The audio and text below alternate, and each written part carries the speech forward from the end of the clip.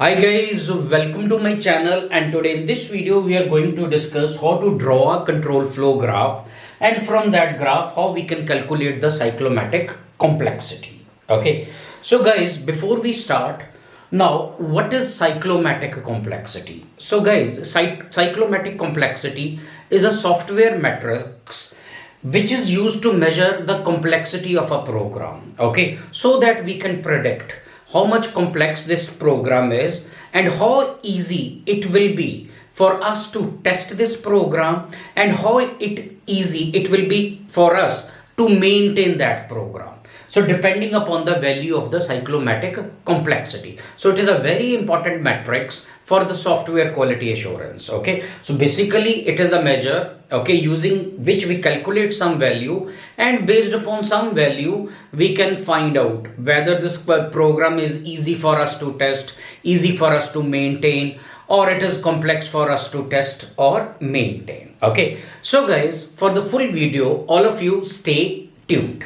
Karanjetlilive. So guys, first things first. Now suppose this is our program. It is a simple program in which we have a while loop. Okay, so here while will test something. Depending upon the result of the test, it will either execute this code or it will exit directly. Okay, then inside while again we have a if loop. Okay, then if will also test some condition. Based upon the result of that condition, either it will set the x value to this or it will set the x value to this. Okay, so now suppose this is our program. From this program we have to make the control flow graph. So basically the control flow graph, it shows the flow of the control in the program. Okay, first what will be executed, then what will be executed, then what can happen, then what can happen, then what can happen, and so on. So after we make our control flow graph, then we can calculate easily the cyclomatic complexity. So guys, now let us make the control flow graph for it. Now this is the line number 1. Int x is equal to 0. So first node, int x is equal to 0. Then from here the program goes here. So here comes node number 2, while loop. Okay, node number 2, while loop. Now here if you look at while loop, it starts from here and it ends here. Now while, if this condition is true, then this code will execute.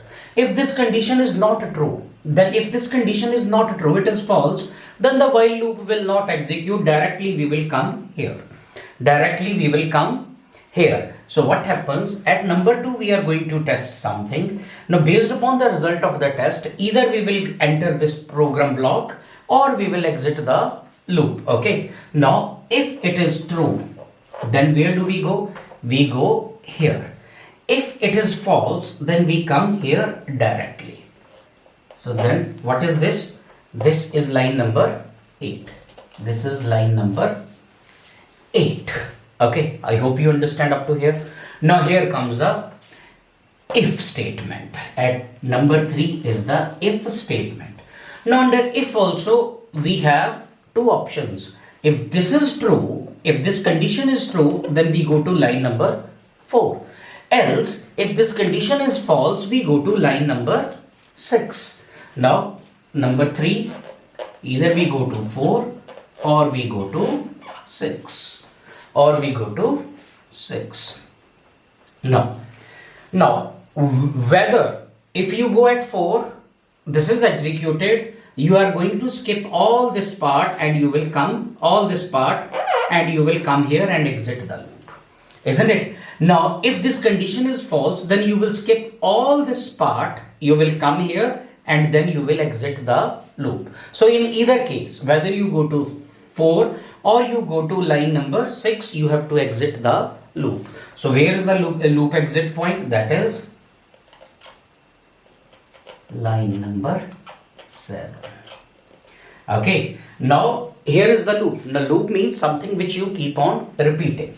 Okay, if you are at 7, then again the loop will run. If you are at 7, then again the loop will run. It will go here. Then again it will test this condition.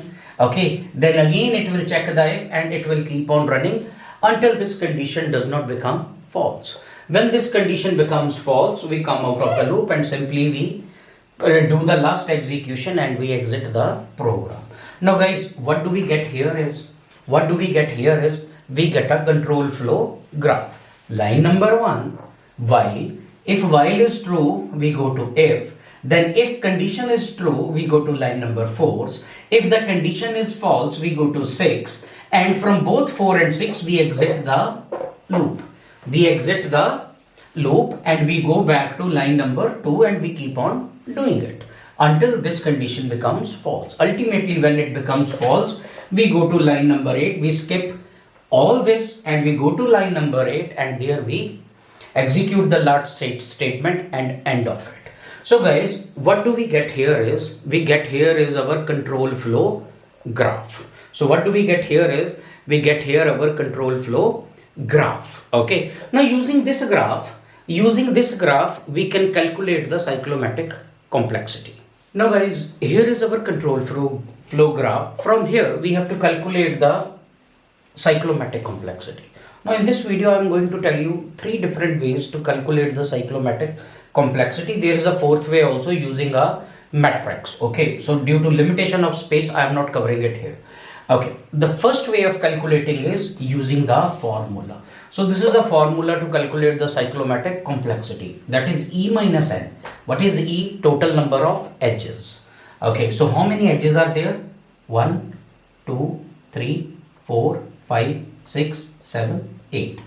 8 minus total number of nodes. How many nodes are there? 1, 2, 3, 4, 5, 6, 7. Plus 2 into P.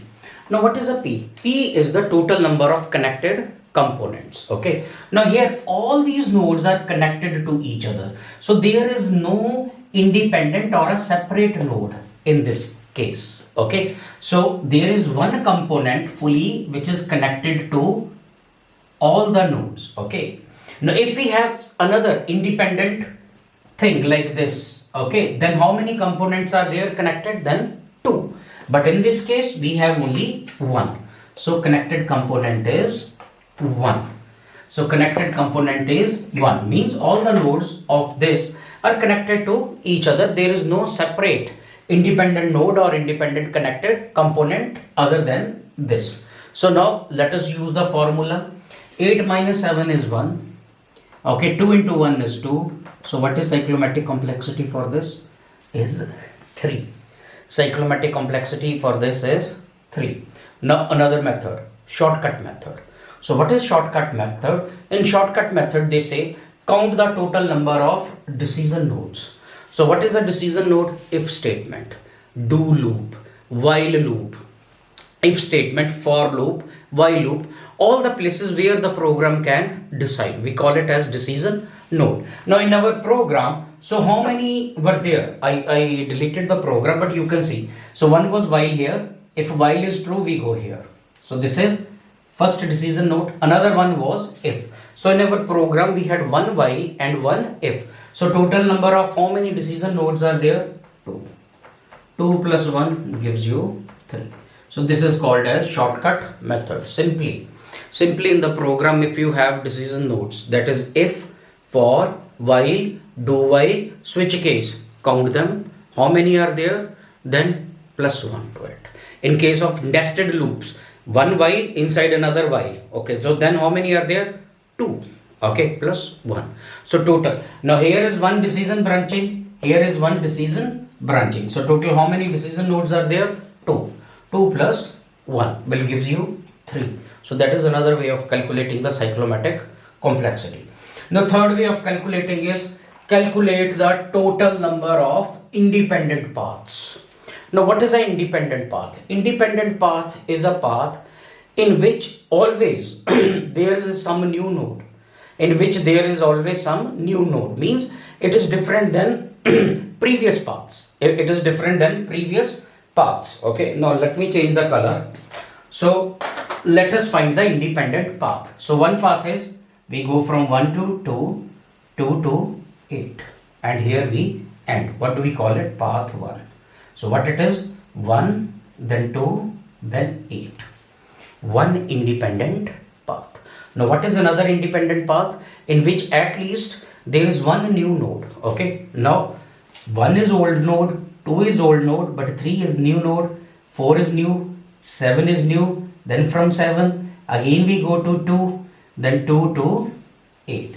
So that is second path, P2. What is that? 1, 2, 3, 4, 7, 2 and 8. Then path 3. Now what is path 3? Same path, but this is a new node which will be added to it. So this is another independent path. Okay, so 1 to 2, 2 to 3, 2 to 6, 6 to 7, 7 to 2, 2 to 8. So what it is? 1 to 2, 2 to 3, 3 to 6, 6 to 7, 7 to 2, 2 to 8. So total number of how many independent paths are there? So 1, 2 and 3. So what is the cyclomatic complexity of this? It is 3. Cyclomatic complexity is 3. Here also 3, here also 3 and here also 3. Okay, so guys, I hope you understand it. Now there is one more formula to calculate it. There is one more formula to calculate it. So how do we can calculate? So you count the total number of independent regions in the graph. You count the total number of independent regions plus 1. So how do you count? So now what is a region in a graph? Region is a graph. It is an area which is enclosed in the edges, close area. Okay. Now if you see, there is one region.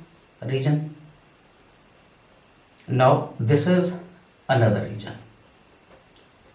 So total number of regions how many? 2. 2 plus 1 again gives you 3. 2 plus 1 again gives you 3.